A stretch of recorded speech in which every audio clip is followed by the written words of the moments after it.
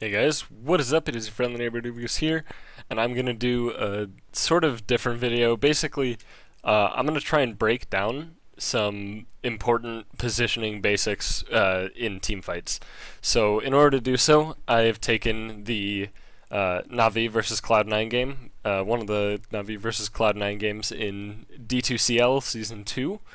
Obviously, Navi being renowned for very, very good team fight awareness, team fight presence, and whatnot. Here's the match ID and everything if you want to watch it. Obviously, you'll need the ticket, but the ticket comes with a neat little pudge set as well, so, you know, if you want it. So let's hop into it. So what we're going to do first is we're going to watch this team fight unfold in real time, then we're going to slow it down, and then we're going to take individual player perspectives slowed down, and we're going to touch on all of the important aspects of the fight. So, let's start over here. So this is when they're pushing the tier 2 in mid, Navi being on Radiant, C9 on Dire. Naga comes in with a sleep. They're aware of this. As you can see, AA and Mirana get out. They vanish. There's some stuff happening.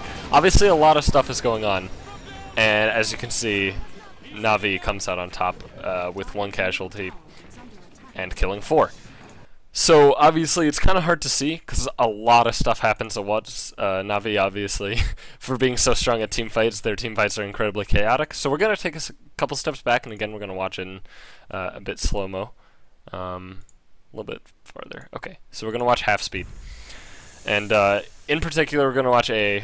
Also, there's going to be some weird animations. These are just replay bugs. Unfortunately, there's no way around them. So I'm going to watch Puppy initially, because Puppy has some of the strongest positioning. He puts down on the lane ward. And then here's the TP. They say it's Naga, get out. As you can see, Puppy and Funic over here. Get out of there. So the setup is going to be on 2 or 3. I guess technically 3, but they don't see Dendi. A March goes down. She cancels the ulti. Havos haunts. AA ultimate's going to hit on a bunch of heroes. And then they're going to pretty much clean it up from there. Dendi does fall in the end, but...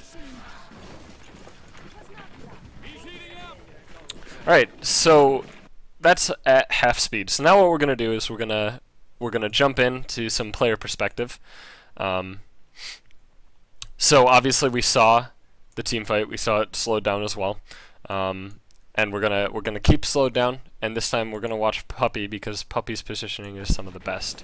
So let's hop back. All right.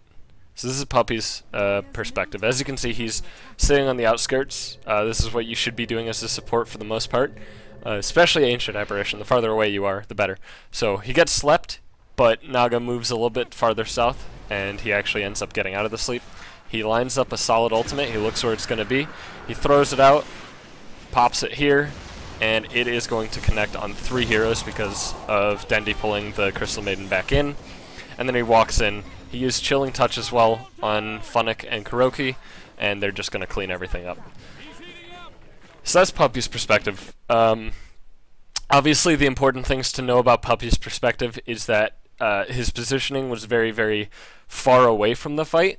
But not too far that he couldn't interact. He wasn't over in top lane, for example. So he actually was able to have an impact with the Chilling Touch and the Ice Vortex, of course. Alright, so moving on, we're going to go to the other support. We're going to go to Karoki's perspective. Jump back again. And again. Okay. How about Karoki's? There we go. So Karoki's already dropped wards. He's just getting some more damage on the tower. Notices it's Naga. Runs away. Can't get out in time, obviously. Naga sleep hits him. So now he's trying to get his bearings. And as you see, when he gets unslept, the first thing he does is he hexes the carry. And then he runs away because there's a call down and he saw it. He then zaps an illusion, which actually does end up hitting the real one as well as the carry. And then he's hitting an illusion, which is irrelevant. The teamfight is already won at this point. So the important thing Karoki did was he paid attention to the important target, of course being the carry gyrocopter, and carry gyrocopter and I guess carry Naga as well. And what he did was he identified the problem, and considering that he is Shadow Shaman, he uses Hex, which is the strongest spell that you can use on an enemy carry, and he does that immediately and still gets his zap off with the Ether Shock to deal some additional damage in the team fight. So now we're going to take a break from the supports and we're going to hop over to what the offlaner did in this fight. So we're going to look at Funic. Sorry for, again, replay bug, he's not actually invisible. He sees it, he identifies it, he actually leaps out of the song, and then he uses Moonlight Shadow to try to assist his teammate, or his teammates, and then he identifies where he wants to arrow and throws it out, and it does end up hitting the Naga Siren, the arrow, and then he comes in for some right clicks. So Funic's job that fight, of course, was he used Leap to get farther away from the Naga Sleep, and he used an arrow. He waited to arrow. He didn't want to just use it while she was using Sleep. He wanted to use it when it could be as maximum at maximum efficiency. Sorry, I worded that horrifically. And so the best time to do that is when the fight is actually happening. If he hit the Naga right like while she was sleeping, then the sleep would have gone longer and potentially Pilot Eye could have actually gotten multiple marches off. Which obviously could have happened if Naga just left the sleep up anyway, but because they were actually Moonlight Shadowing, she couldn't. So Funic played this fight incredibly well. So then let's move on to Havos for the next redo of the fight. So as we see Havos just punching some stuff, some creeps. Naga Siren's TPing in. Havos backs away, both because the tower's hitting him and, you know, TP. And as you can see, he's trying to just get farther away right now, because he's not sure how this is going to work out. He sees the puck, he haunts, and then he realities into the back of the fight. Bone 7 doesn't even realize it, because every single person is focusing on the fight over here. And his haunt is just doing work in the team fight, and he comes in from the back, and Pilot Eye doesn't even realize it, and he just cleans him up. So obviously the important thing there was Havos was aware that there was a puck at the very back of the fight, because obviously if Havos is at the beginning of the fight, like in the center of the fight, he's going to take a lot of harass, and he actually doesn't have any points in dispersion, even though he has a Vanguard. This means that he actually will take a lot of extra damage, especially because he is a Spectre, and he's in the middle of the fight. So he's obviously got a giant target over his head and doesn't have a way to mitigate it too well. So what he ends up doing is he pops Haunt, which both causes confusion, so the enemy team has to first identify which one's the real one, and then hit him. But then he also realities to a further away point in the fight, which causes even more confusion for them, because the March of the Machine is going over the Haunt illusions, but none of them are taking less damage, so the enemy team has no idea which one's the real Havos, unless they actually see him at the back, which obviously none of them did because chaotic team fight. So then we're going to finish it off and we're going to look at Dendi. Dendi's perspective is probably the one a lot of people want to see. So he gets an item off the courier. I think it was an Oblivion Staff, I'm not sure. Oh, he has an Orchid. So he's trying to get away as well. Everybody, this is the best thing. I'm going to actually pause real quick. The best thing that Na'Vi does in this fight, in my opinion, is quickly identify that that's a Naga Siren TPing in, and everybody tries to run away to the farthest spots. As you can see, Dendi's running really far south, while Funic and Puppy are running as far north as possible. This splits it up so they can't all get caught in the sleep. So that's just incredibly impressive play. Obviously, Karoki and Havos couldn't really get out in time, but they tried to run as far away as possible. Anyway, going back to Dendi's perspective. So, sleep wears off.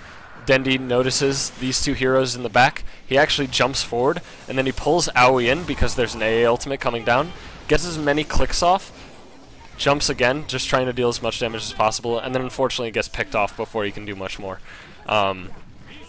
But it was just enough. So the thing that Dendi did, obviously, was he pulled the Crystal Maiden back into the AA ultimate, because if he didn't pull her, she would have been able to run out of it and potentially not died as quickly. Obviously, she would have died in the end, but especially because Dendi was gunning for her. But she would not have died nearly as quickly. Maybe she could have like actually run over here to some, I don't know, some fog back here and just channel ultimate or something. Something ridiculous, who knows? You never know. As long as she's dead, you don't have to worry, though. And then obviously the other thing he did was he jumped into the middle of two important heroes over here. So after picking off the Crystal Maiden, after jumping at CM plus Tinker, and killing CM, he then jumped over here where there was Tinker and Puck, who were the two living heroes left on the team. I think Gyro was still alive at this time, but he was very, very dead. So he jumps over here to, I guess, pull the attention away from the Tinker and the Puck, potentially, from his team, because his team obviously is getting very low. And at the time, he actually did have quite a bit of hit points, so there was a chance he could have survived it. But basically, his job in a fight is to deal as much damage as possible, as well as create space. So obviously, now that we've watched it all, we can talk a little bit more vaguely about it, and we're gonna bump it down a little bit, and then we're gonna redo the fight from free camera. So let's bump it back 20 seconds. All right. So while we talk about this, basically, the jobs of the heroes are Puppy, playing Ancient Apparition.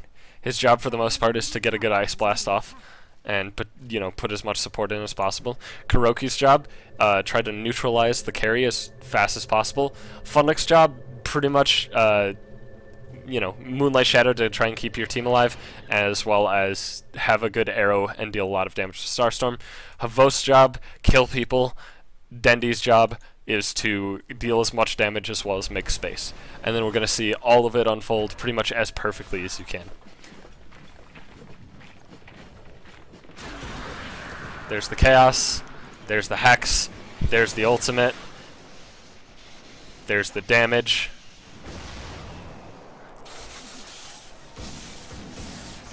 There's the damage from Funic as well. As you can see, Sing Sing now is going for Dendi, thus the space is made. Dendi also jumps in deeper, creates more chaos, more space, and then Havos comes back in to help finish off the heroes who are left alive. And that's pretty much it. This is obviously a much higher example, a much a much better example of how you want to position yourself in team fights, because these are professional players and they're very good at what they do. So that's pretty much that. Hopefully this helped people understand maybe roles during team fights, because a lot of times I'll just see pubs who will just, they'll instinctively panic in a team fight and just as such deal less damage, make less space, and whatever as they're supposed to do. For example, let's say the Shadow Shaman is just a pub.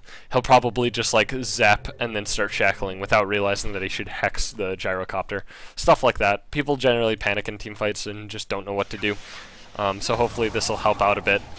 Obviously, Navi moves on to absolutely win this game. So potentially it was a bad example because Navi was very far ahead, but at the same time, I think it was good. It was pretty much exactly what you need to do in a team fight, and obviously Navi is a very good example of that. So, anyway, thanks everybody for watching. Again, I hope this helps, and I might do more of these sort of in-depth breakdown sort of things. Who knows? We'll see. We'll see what I want to do in the future. But, thanks again.